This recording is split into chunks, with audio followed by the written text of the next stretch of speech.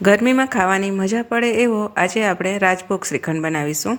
એના માટે અહીં મેં ઘરે જ ઘટ્ટ દહીં બનાવીને તૈયાર કરી લીધું છે। હવે દહીંમાંથી પાણી નિતારી લેવાનું છે। એના માટે એક ગળણીમાં કોટન કપડું રાખીને એમાં બધું દહીં લઈને કપડામાં ગાંઠ મારીને બાઉલ સાથે જ એને ફ્રીજમાં 8 થી 10 કલાક માટે રાખવાનું છે। 8 થી 10 કલાક રાખ્યા પછી આ રીતનો મસ્કો તૈયાર થશે। એને એકવાર સારી રીતે ફેંટી લેવાનું છે। હવે એને ફરીથી ગળણીમાં રાખીને એમાં થોડી ખાંડ અને મિલ્ક પાવડર ઉમેરીને ગાળી લેવાનું છે। આ રીતે ગાળવાથી શ્રીખંડ એકદમ સ્મૂથ બનીને તૈયાર થશે। હવે એમાં થોડી દળેલી ખાંડ, ઇલાયચી પાવડર, કેસરવાળું દૂધ, મિલ્ક પાવડર, વેનીલા એસેન્સ અને ચોપ કરેલા ડ્રાય નટ્સ ઉમેરવાના છે। હવે બધું બરાબર મિક્સ કરીને એને ફ્રીજમાં 1 કલાક માટે રેસ્ટ આપવાનું છે। તમે એને 2 થી 3 કલાક પણ આપી શકો છો। એકદમ ઘટ્ટ શ્રીખંડ બનીને તૈયાર થયું છે।